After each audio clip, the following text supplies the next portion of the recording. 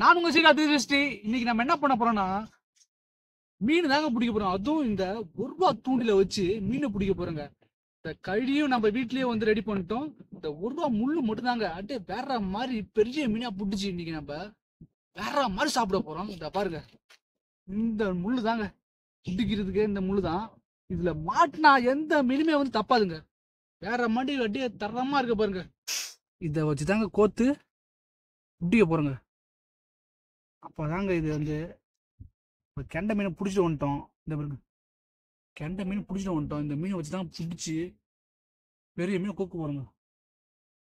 பாருங்க வேற மாதிரி இருக்கு. இப்போ வந்து இந்த இடத்துல தான் போட போறோம். நம்ம இடத்துல தான் போட்டு பிடிக்க போறோம். இங்க பாருங்க, கொத்துக்க பாருங்க, மீன் கொத்துக்க பாருங்க.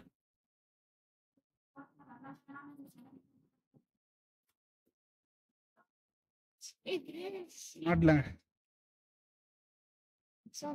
இப்ப பாத்தீங்கன்னா மீன் கொத்திக்கிட்டு இருக்கு. இந்த மீனை நம்ம வந்து இழுக்க போறோங்க. மாதிரி இருக்க போது மீன் பாருங்க, எங்க பாருங்க, கொத்துக்க பாருங்க, எங்க பாருங்க, பாத்தீங்களா? கொத்தி கொத்தி இருக்குது. இப்ப நம்ம வந்து மீனை வந்து பிடிக்க போறோங்க. மீன் நம்ம வந்து கரெக்டா பிடிக்கணும்.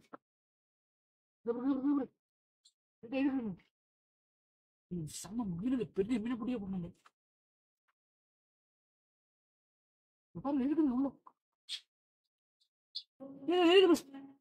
இங்க பாருங்க, பாத்தீங்களா? மொத்த மீன் மாட்டுங்க. இப்ப எல்லாம் பெரிய மீன் மாட்டிட்டு இந்த மீனை நம்மளுக்கு வந்து ஆட்டம் காட்டி வருது. பாருங்க வேற மாதிரி இருக்கு. அப்படிங்களா? இந்த மீன் நம்மளை வந்து ஆட்டம் காட்டினாரு இவரு. இவரை பிடிச்சி இன்னைக்கு வேற மாதிரி சாப்பிட போறங்க. பாக்க பாருங்க, ஒரு காக்கா வேற அடிப்படை செத்துட்டுங்க. பாருங்க, நிறைய காக்கா நிக்குதா பாருங்க.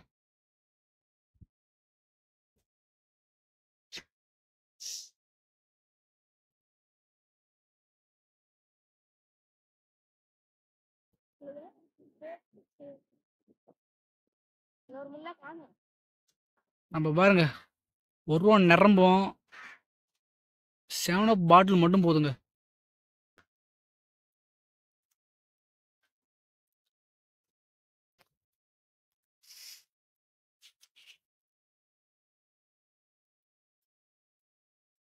உள்ள இழுத்துட்டு போதுங்க.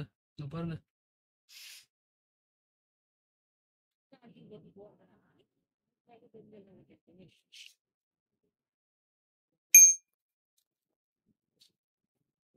பாருங்க, சரிங்க.